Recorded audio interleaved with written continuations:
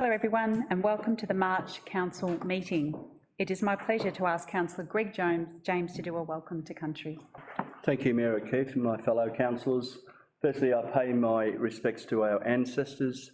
I acknowledge our elders past, present and emerging. I would like to acknowledge the Yorta Yorta nations and all its people whose land we meet on today. So on behalf of the Elders Council, the 16 family groups and the 8 respected tribes who proudly share in the status of traditional owners of this land, I say a very warm welcome to this wonderful land, country and waterways. Thank you, Mayor. Councillor James. We, Greater Shepparton City Council, acknowledge the Yorta Yorta peoples of the land which now comprises Greater Shepparton. We pay our respect to their tribal elders, we celebrate their continuing culture and we acknowledge the memory of their ancestors. This public meeting is being streamed live via our Facebook page and made available for public access on our website along with the official minutes of this meeting. The governance principles. Council considers that the recommendations contained in this agenda gives effect to the overarching governance principles stated in section 9/2 of the Local Government Act 2020. These principles are listed in the agenda, item from 1 to 9. Councillors, we have no apologies to be noted today. Do we have any declarations of conflict of interest that need to be declared? No.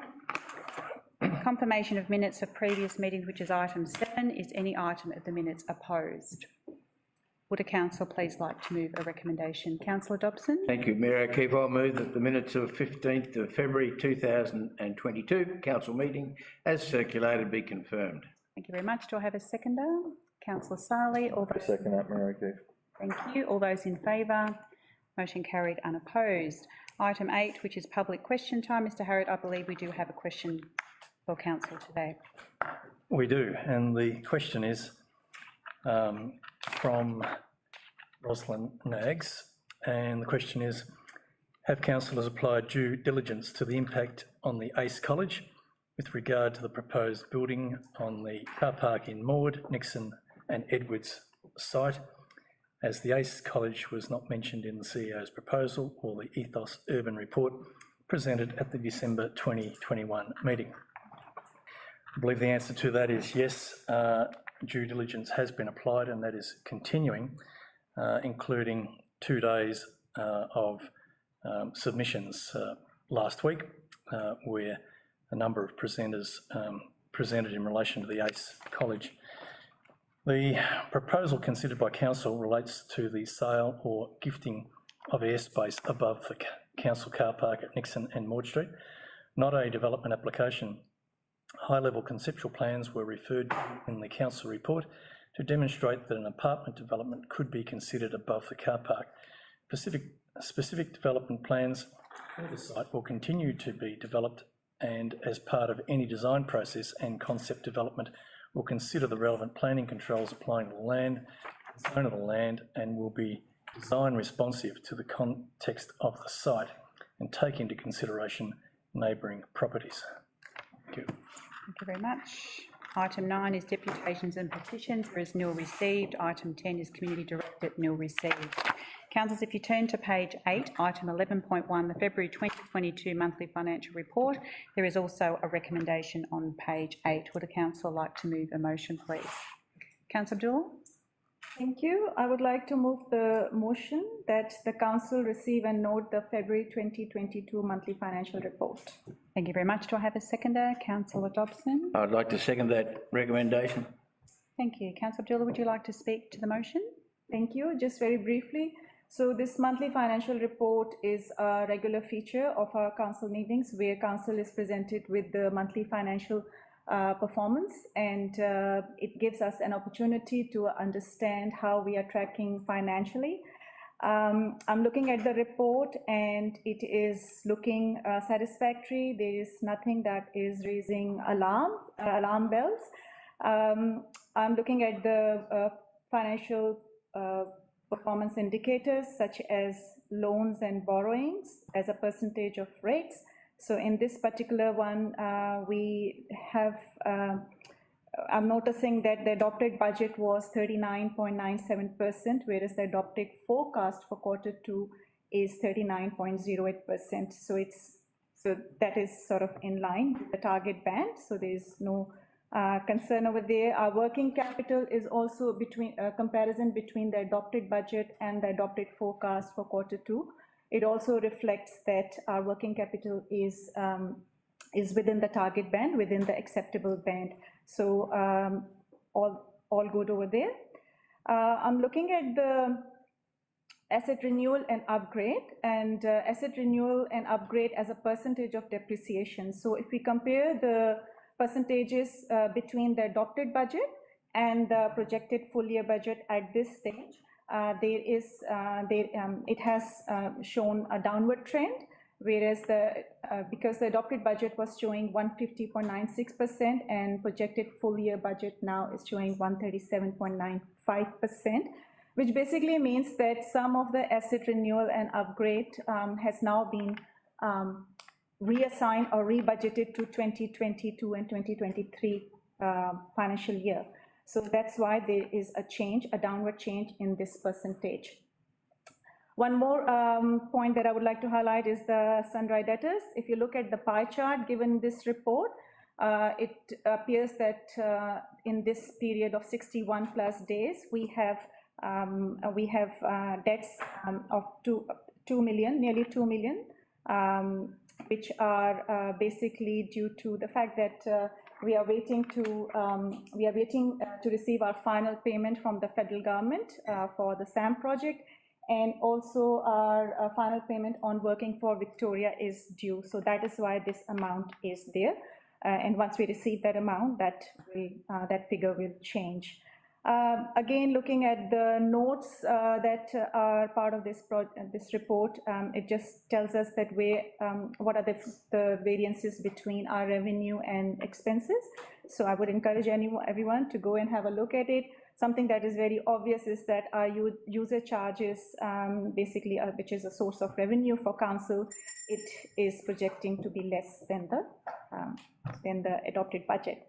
I'll stop here, but it's a good read because it just gives us more information about how we are tracking financially. Thank you very much. Councillor Dobson, would you like to speak to the motion? Thank you, Mayor O'Keefe. And just to back up the summary that Councillor Abdullah has just given to us, the user charges is an interesting one because we're still really, in reality, getting over the COVID-19 reaction that's been going on now that we're in our third year. And when we all came into council a year or so ago, we said this was one of our main objectives. And looking at the user charges that have just been discussed, the temporary closures of council services, including Aquamoves, that cost us $587,000. Riverlinks, for example, $567,000. That's one of our major attractions for the whole district. Victoria Park Lake Caravan Park is $150,000 down, and of course parking machines is $140,000. Sporting facilities at $106,000 and Tatura Park $81,000. Balanced out on that is the materials and services projected to be $1.3 million less, and again it's the effects of COVID, but I think it also talks about the efficiencies that have been gained over the last period by council. The 1.3 million is 2.6% less than the adopted forecast in Q2, mainly due to savings found right across the organisation as a result, and these savings were mostly found in areas including building, planning and compliance, corporate governance, waste management, performing arts and conventions, environment and staff training. So I think we're being very diligent with our money coming in and money going out, and the balance sheet and the operating statements identify that. Thank you very much. Would any council like to speak against the motion? Would the council wish to speak to the motion? Thanks, Mary. Councillor Sali? Thank you. Very briefly, I'll just mention as well that we've had a couple of outstanding grants that have come through, the payments for those, which is the federal government grant for the SAM Museum, which is an additional $1.5 million has been paid. Also the Working for Victoria, which is $300,000. I just might also note there as well that rate payment arrangements are sitting at about 410, which is up slightly from January, but is still down from this time last year as well, which is pretty common when obviously a new instalment comes out as well. So thank you. Thank you very much. Would any other councillor wish to speak to the motion?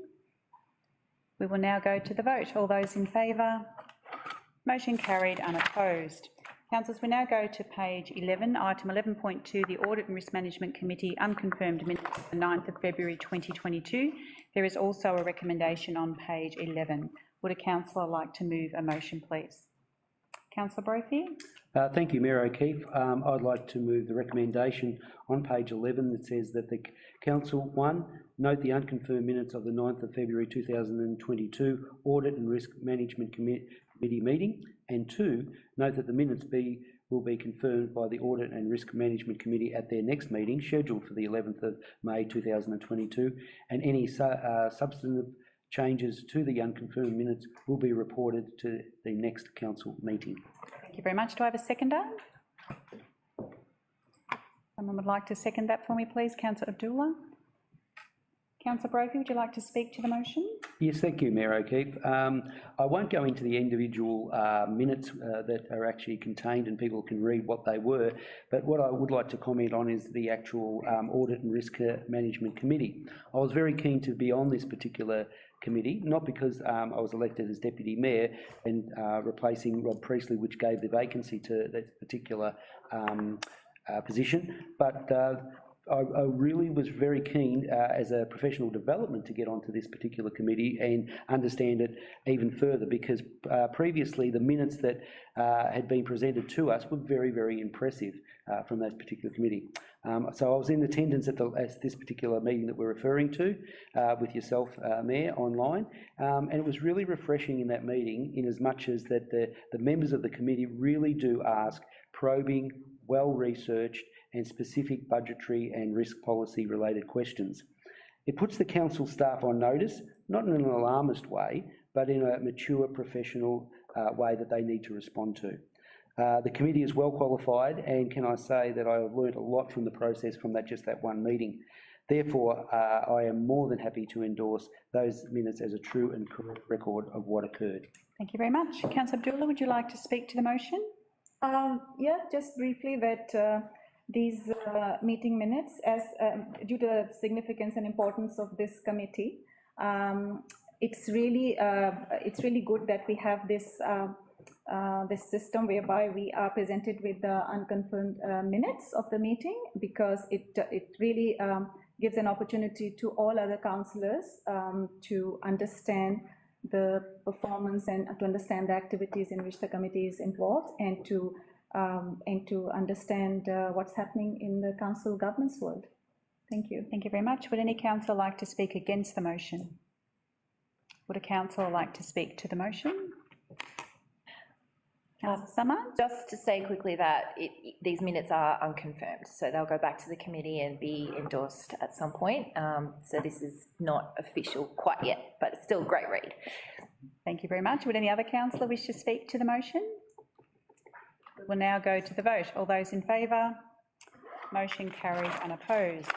Councillors, we now go to page 14, item 11.3, the Audit and Risk Management Committee Charter and Annual Work Programme. There is also a recommendation on page 14. The councillor would like to move a motion, please. Councillor Abdullah? Thank you. I would like to move the recommendation on page 14 as a motion which says that the council adopt the Audit and Risk Management Committee Charter and Annual Work Programme as attached to this report. In addition, the following points should also be included in the charter, and I'll read out those additional points which are not printed.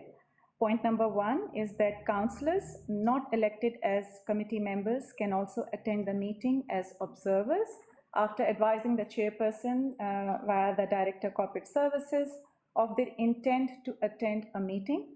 And point number 2, that the chair of the committee will present a summary of the committee's activities and findings to a councillor briefing session annually, followed by an in-camera session with councillors. Thank you very much. Do I have a seconder? Councillor Brophy? I second that motion. Councillor Abdullah, would you like to speak to the motion? Thank you. So this motion is about the Charter of Audit and Risk Management Committee and the work plan. The charter has been updated to include certain points which will enhance the efficiency of the committee, and also the work plan. If you have a look at the work plan, it is very structured, it's very planned, and it definitely will bring enhanced sort of efficiency into the workings of the committee. So that was the whole idea about having a work plan, and also so that the committee can use its time efficiently on items that need that discussion and review at a particular point in time. So the whole plan looks good, and it gives everybody a clear idea of what items are going to be discussed by the committee. So that's the work plan. Talking about the charter of the committee, I am comfortable with all the points that have been included, and in addition, I have added 2 more points, which are basically to encourage and to enable all councillors, other than those who are elected on the committee, to give that opportunity to all councillors to understand and observe the meeting proceedings, and then enhance their understanding of the committee's role, because this is such an important committee. It has the role to support council in its governance oversight. So it is really important, I believe, that all councillors get involved, get engaged, and as Councillor Brophy has earlier mentioned, to also from the professional development point of view, it will be a good opportunity. Hence, I've suggested to include this in the motion and to include this in the charter. And also, the second point is about the ability for the chair of the committee to present the annual performance report of the committee to councillors in person or online. But previously, the chair it has been the CEO mostly who has presented this report to us. But it will be really important, and it will be good if the chair of the committee, who is an independent member, comes and presents the report to the council during our briefing, and also have an in-camera session so as to have a more robust and frank conversation about the performance of the committee. So these 2 points, I believe, are in line with the best practice approach with respect to the Audit and Risk Management Committee.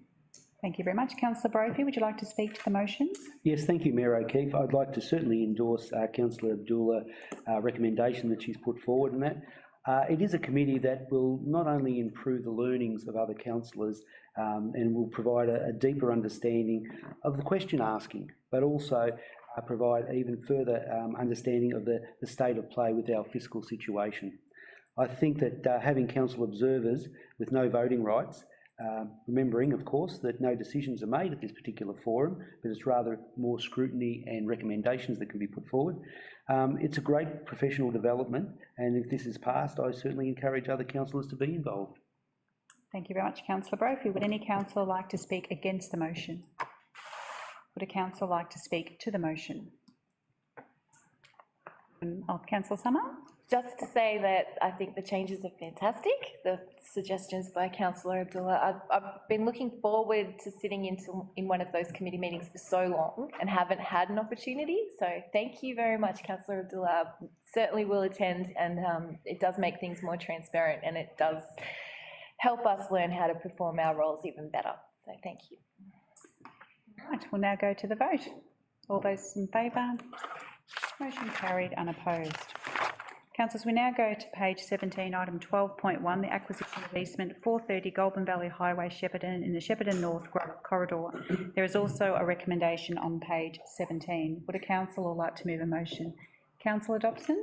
Thank you, Mayor O'Keefe.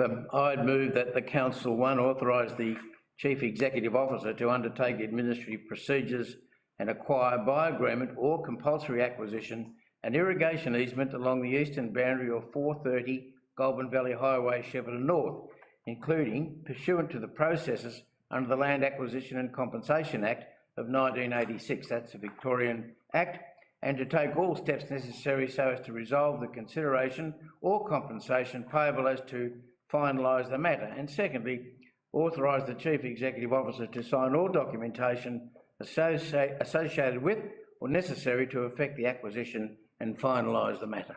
Thank you very much. Do I have a seconder, please? Just a point of clarification, was that 430A Goldman Valley Highway or 420A Goldman Valley Highway? 430 Or 420?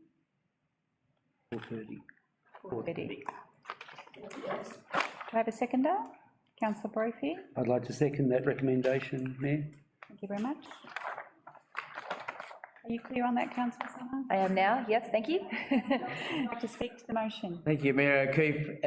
Just in relation to the North Growth Corridor, we must provide public open space landscape area, and in order to irrigate the area, we could use potable water, which Council in its wisdom has said that's really not the appropriate thing to do in this day and age, and we should utilise a raw water system via the Goldman Murray watering system, and that is in the area.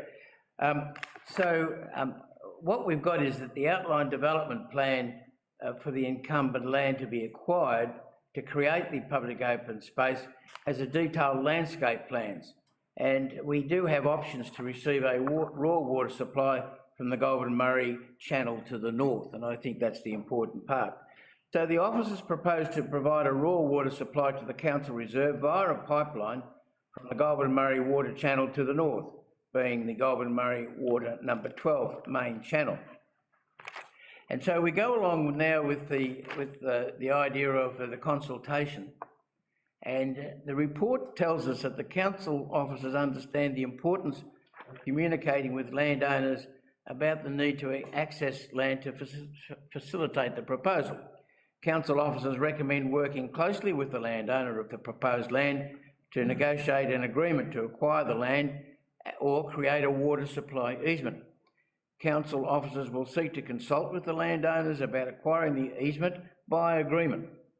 The compulsory acquisition process commences with the service of a notice of intention to acquire, which provides that service of the notice does not preclude the landowners entering into an agreement with council to create the easement by agreement, which is the way we would hope it would happen. In this regard, following service of the notice of intention to acquire, officers intend to seek to contact the landowners to see whether such agreement can be reached. And it's very important that if a resolution is obtained, the officers will seek to acquire the easements as set out in the acquisition.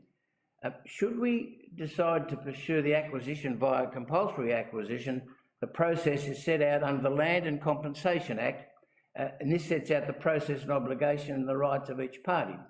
Should a dispute around valuations occur, a valuers' conference will be held to work to determine if an agreed valuation is reached. And the important part is this, from the ratepayer's point of view, it's important that officers cannot acquire the easements at a price higher than what our valuer sets, and I think that's an important area. If settlement cannot be reached, the dispute will be resolved through VCAT, and we hope that it doesn't come to that. So this is a normal process under which land that's required for public use is acquired in new subdivisions, and it will be an important part of the Northern Growth Corridor. Thank you very much. Councillor Dobson. Councillor Brophy, would you like to speak to the motion? Yes, thank you, Mayor O'Keefe. Look, we have been provided with a very solid briefing on why it's important to effect the acquisition of easement in the Shep North Growth Corridor. Council officers had investigated, 4 options and provided that information to us. With the initial discussions with Goldman Murray Water relating to possible raw water supply, and with owners, etc. So, councillors have asked a number of questions in regards to this and really scrutinised the options that were presented, and I'm very comfortable about moving forward with this particular recommendation. Very much. Would a councillor wish to speak against the motion? Would any councillor wish to speak to the motion? We will now go to the vote. All those in favour? Motion carried, unopposed. We now go to page 24, item 12.2, the easement acquisition at Shepparton North Growth Corridor. There is also a recommendation on page 24. Would a councillor like to move a motion, please? Councillor Sundry. Thank you, Mayor O'Keefe. I'll move the recommendation as a motion on page 24 of the agenda, item 12.2. Thank you very much. Do I have a seconder? Just need a seconder for that one, please. Councillor Summer. Councillor Sarley, would you like to speak to the motion? I will briefly. It was touched on in the previous agenda item because this is very similar, obviously, with another parcel of land being acquired for the purpose of a drainage easement as well. Well, this is obviously a connection of water to a similar basin as well in the North Corridor.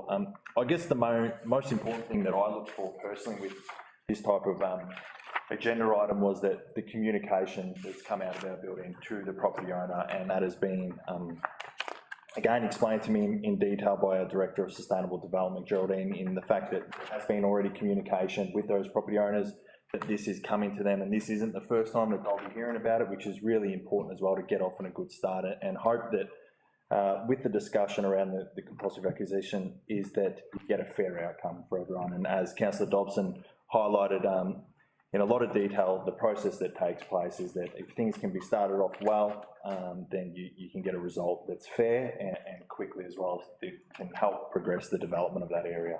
So thank you.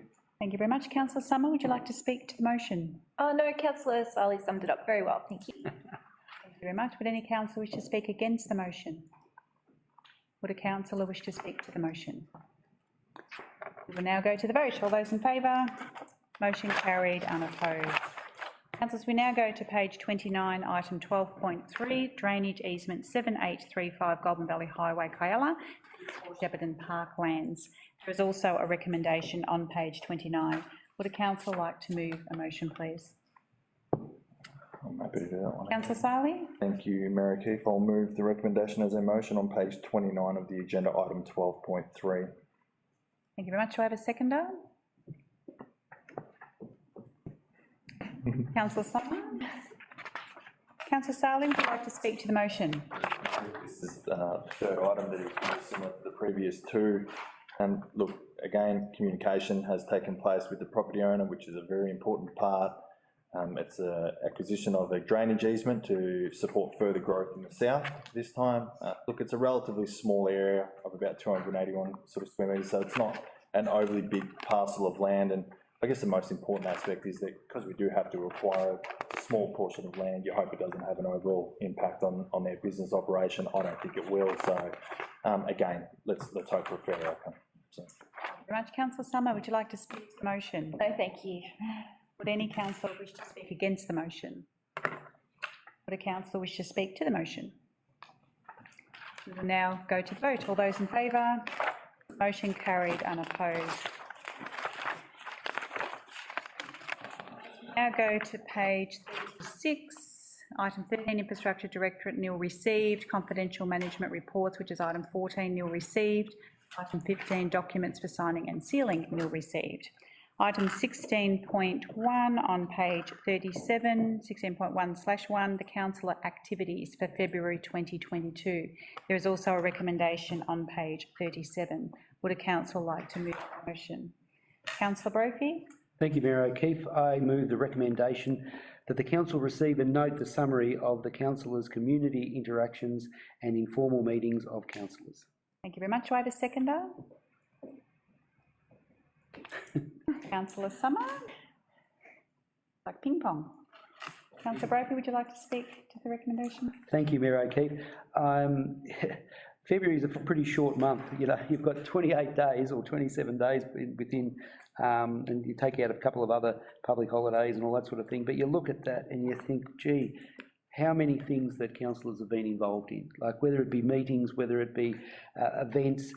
Things are opening up all over the place now, and I mean, I thought I was busy, and I've just gone through the thing, and I have been, but when I look at it, and I know that I've been to those events, I know that other councillors have been there as well, and I'm still staggered, you know, nearly 18 months on, the councillors, after being elected, we still turn up to things so readily because we want to be part of the community and to make sure that we can now get out back into the community as well. So I applaud all the councillors and I applaud all of the committees and all the people that are running events that they're putting on at the moment, that they're trying to get as many people to it as possible, and we're reciprocating by being there for them as well. Thank you very much. Councillor Summer, would you like to speak to the motion?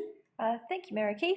It's so good to see such a long list after lockdown when we had 1 or 2 or nil events in there, and all of a sudden we're almost back to how we were before the pandemic began. And it's just so great. Each each time we make the effort to go to one of these things, we always learn something new. It doesn't matter how big, how small it is, but that interaction with the community always leaves us with some kind of reward feeling or some kind of education or some kind of connection that we didn't know about before. So they're fantastic. I mean, we had a tour of Move. That was really great, hearing from the directors their success as part of Shepparton, and it's always great to be involved in that. We had the Treaty Day Out in Shepparton, which was an amazing concert, and I had to miss it because I was working. That's the second time I've missed Archie Roach, so I'm hoping we get him back again. No, it's just fabulous, really great. So now that everything's opening up, yeah, we can relax a bit and enjoy ourselves, and hopefully the meetings will open up too soon as well. Thank you very much. Would any councillor like to speak against the motion? Would a councillor wish to speak to the motion? We'll now go to the vote. All those in favour? Motion carried, unopposed.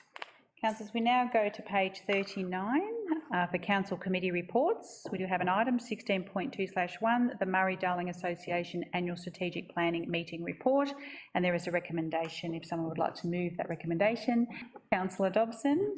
Thank you, Mayor O'Keefe. I'll move that the council receive and note Councillor Dobson's report on the Murray-Darling Association Annual Strategic Planning Meeting held on Tuesday the 23rd of February 2022 in the Canberra office of the Murray-Darling Basin Authority, and 2, write to the New South Wales Minister for Lands and Water to advocate for the regulation of floodplain harvesting, but that any reform incorporates the New South Wales Parliament's upper house reforms to modify the volume of offtake and the licensing of unpermitted dams. Thank you very much. Do I have a seconder? Councillor Brophy. I'd second that. Thank you. Thank you very much. Councillor Dobson, would you like to speak to the motion? I'm not going to really speak to the report as such because it's there for councillors to note, but I wish to speak to the second part. The Murray-Darling Basin consists of 4 major river systems. That's the Murrumbidgee, the Darling, the Murray River, and of course the Goldman River. In 2008, the Victorian Brumby government allocated $2 billion to restructure the Victorian and the northeast irrigation system because it was getting old and dilapidated.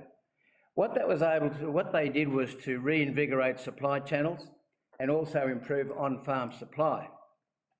So what we're able to do there was we're able to provide water for the environment, we're able to provide efficiency delivery of water to irrigation users, and we're able to deliver additional water delivery downstream. For example, not many people know that the water from the Goldman River at the moment not only looks after the northeast, but it also looks after Bendigo and Ballarat. It looks after the Mallee, and it looks after the Goulburn Valley, it looks after the Murray Valley. And so I believe that the Victorian Goulburn Murray Irrigation District has indeed done their part in delivering water efficiencies to the whole of the Murray-Darling Basin. And so with respect, we're going to suggest that this council takes a leadership role and asks that the New South Wales government looks at the same sort of system as Victoria. In New South Wales, the offtakes up to date have been unmetered up in the northern boundary. Now, what does that mean? There are a lot of